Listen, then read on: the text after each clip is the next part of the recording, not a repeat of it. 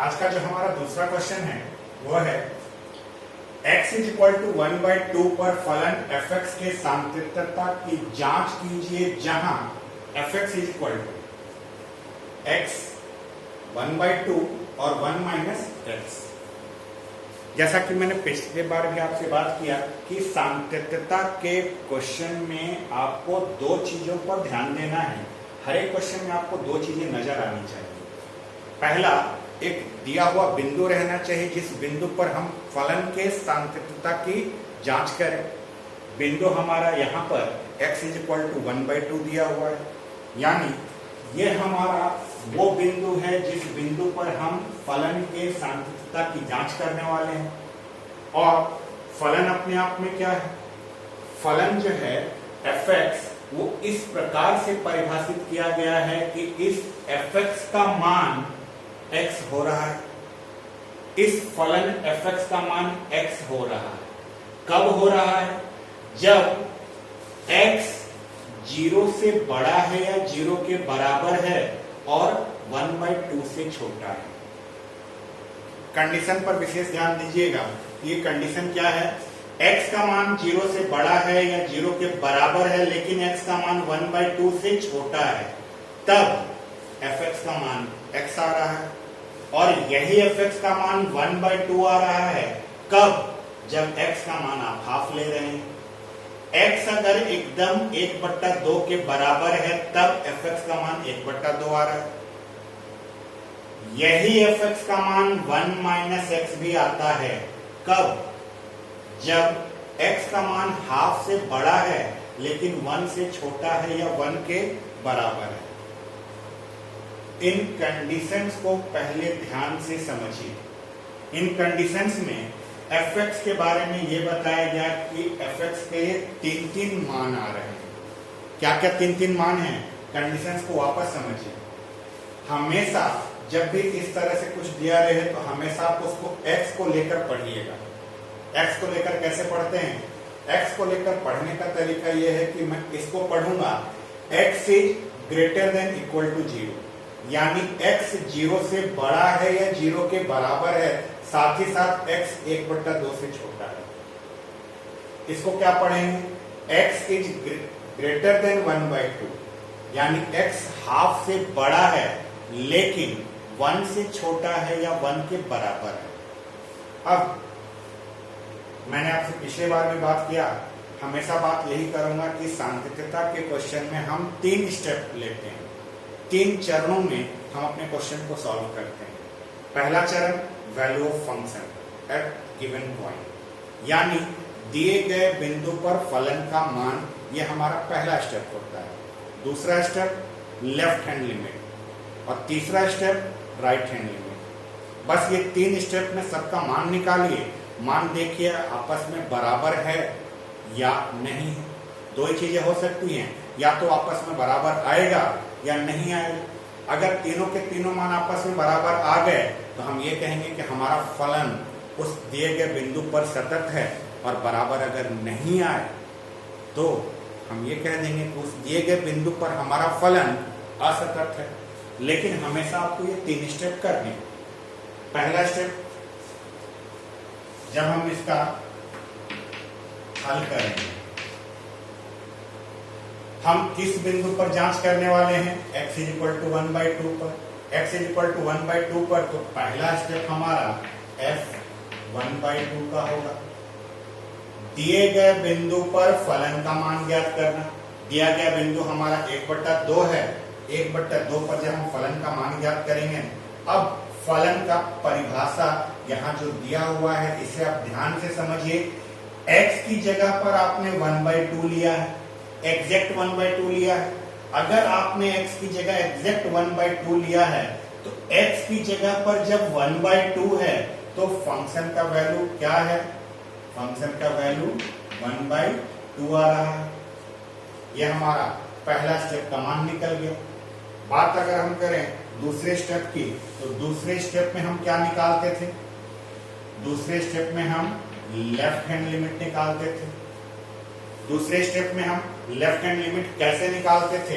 क्या लिखते थे हम यहाँ पर लिखते थे लिमिट x टेंड्स टू, बिंदु कौन सा है 1/2, तो यहां पर लिखेंगे 1/2 माइनस, लेफ्ट हैंड लिमिट में माइनस और यहां पर fx। और इसको आगे कैसे लिखते हैं, इसी को आगे लिखा जाएगा limit h tends to 0 f bracket में 1/2 माइनस h। हमेशा इसको ध्यान रखिए, आपको ये लिखना आना चाहिए। लिखना अगर सीख गए तो वैल्यू तो आप आराम से पुट कर लेंगे, एक बार लिखना बस सीख जाइए। Limit x tends to 1/2 minus fx, 1/2 minus है यहाँ तो हाफ माइनस h हो गया। अब आपको ये वैल्यू ध्यान से देखिए, f ब्रैकेट में 1/2 माइनस h है, ये 1/2 माइनस h किसकी जगह पर रखेंगे आप, x की जगह पर। आप सोचिए 1/2 में अगर आप h माइनस कर रहे हैं तो 1/2 से आप पहले आ रहे हैं, 1/2 से पहले मतलब आपका x का मान जो है वो हाफ से छोटा हो रहा है। कितना छोटा हो रहा है आप इस पे मत जाइए, x का मान आपका हाफ से छोटा हो रहा है, मायने इसका है।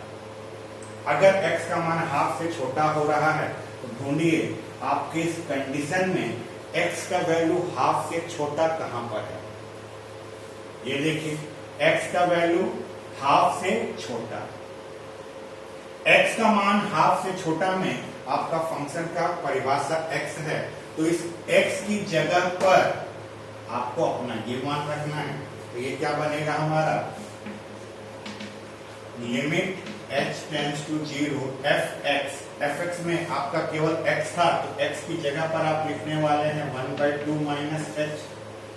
अब अपरिभाषित वाला कोई केस नहीं है। अपरिभाषित वाला केस कब बनता, जब नीचे में भी h आता, तब हमें कुछ सोचना पड़ता कि भाई हम तो h की जगह 0 रखने वाले हैं और नीचे हर में h आ रहा है तो वहां 0 रखते हैं तो इनफाइनाइट हो जाएगा। यहाँ पर तो आपको कुछ करना ही नहीं, h की जगह डायरेक्ट 0 रख लीजिए, h की जगह डायरेक्ट 0 रखेंगे तो इस पूरे का मान आपका आएगा 1/2। ये हमने सेकंड स्टेप का भी वैल्यू निकाल लिया। सेकंड स्टेप की वैल्यू के बाद हम बात करते हैं थर्ड स्टेप की। थर्ड स्टेप में हम क्या करते थे, सेकंड स्टेप में अगर लेफ्ट हैंड लिमिट निकाला है तो थर्ड स्टेप में राइट हैंड लिमिट निकालते थे। कैसे निकालते थे, लिमिट x टेंड्स टू, यहां पर अब आएगा हाफ प्लस और ये हमारा fx, और इसी को हम आगे लिखते हैं limit h tends to 0 f 1/2 plus h। लिखना बस आपको आना चाहिए, लिखने का तरीका सीख गए, वैल्यू तो आप अपने आप रख के निकाल सकते हैं। f 1/2 प्लस h, ये 1/2 प्लस h हमें किसकी जगह रखना है, ये 1/2 प्लस h हमें x की जगह रखना है। अब सोचिए 1/2 प्लस h का मतलब है कि 1/2 में हम किसी चीज को जोड़ रहे हैं, किसी चीज को भी जोड़ रहे हैं, जोड़ेंगे तो 1/2 से तो वो बड़ा हो जाएगा, यानी हमें इसमें ढूंढना है कि x का मान 1/2 से बड़ा कब हो रहा है। देखिए आपने दिए गए कंडीशन में यहां पर अगर आप x को देखें तो ये x 1/2 से छोटा है, यहां पर अगर आप x को देखें तो ये 1/2 के बराबर है। इस x को ध्यान से देखिए, ये x 1/2 से बड़ा है। आपको 1/2 में कोई भी चीज ऐड कर रहे हैं, जोड़ रहे हैं, मतलब आप 1/2 से तो बढ़ रहे होंगे तो आपका x का मान जाहिर है 1/2 से ज्यादा होगा। x का मान अगर 1/2 से ज्यादा है तो उस समय हम अपने फंक्शन का मान ये लें, ये हमारा fx का वैल्यू है और इसमें x की जगह पर हमें ये रखना है। तो इसमें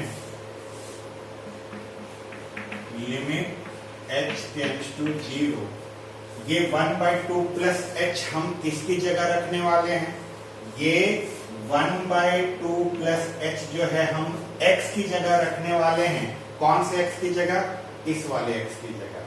तो यहाँ पर हमारे पास पहले से 1 माइनस और x की जगह पर 1/2 प्लस का h है। यहां पर भी देखिए हर का कोई केस नहीं बनना है, हर में तो h नहीं है, हर में अगर h नहीं है तो डायरेक्ट इसको सॉल्व करके h की वैल्यू रखी जा सकती है या पहले भी रख सकते हैं आप। ब्रैकेट को ओपन करके रखिए या डायरेक्ट रख दीजिए, दोनों में एक ही मान आएगा। मैं अगर h की मान डायरेक्ट को 0 रख दूं तो यहाँ h की जगह 0 रखते ही 1/2 प्लस 0 1/2 1 माइनस 1/2 सॉल्व करूंगा पूरा, ये आएगा 1/2।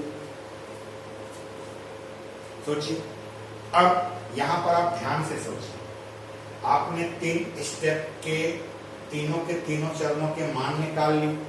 तीनों चरणों के मानों को देखिए।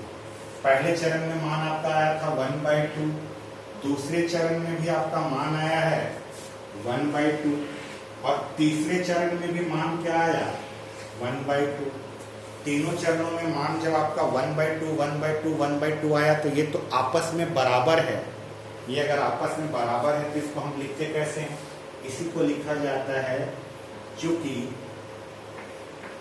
f1/2 is equal to limit x tends to 1/2 minus fx is equal to limit x tends to 1/2 plus fx। ये तीनों मान आपस में बराबर हैं। ये तीनों मान अगर आपस में बराबर हैं तो इसी के नीचे, क्योंकि मेरे पास यहाँ नीचे जगह नहीं है इसलिए मैं इधर लिख रहा हूं, इसी के नीचे आप लिखेंगे अतः x इक्वल टू 1/2 पर जो भी आपका बिंदु दिया हुआ है उसी बिंदु को लिखिए। आपका जिस बिंदु पर जांच करना था वो बिंदु 1/2 था, तो हमने लिखा x इक्वल टू 1/2 पर fx संतत है। जिस बिंदु पर आपने इसके सांतत्ता की जांच करनी थी उस बिंदु पर ये तीनों मान जब बराबर आ गए तो हमने लिख दिया कि x इक्वल टू 1/2 पर हमारा दिया गया फंक्शन कंटिन्यूअस है।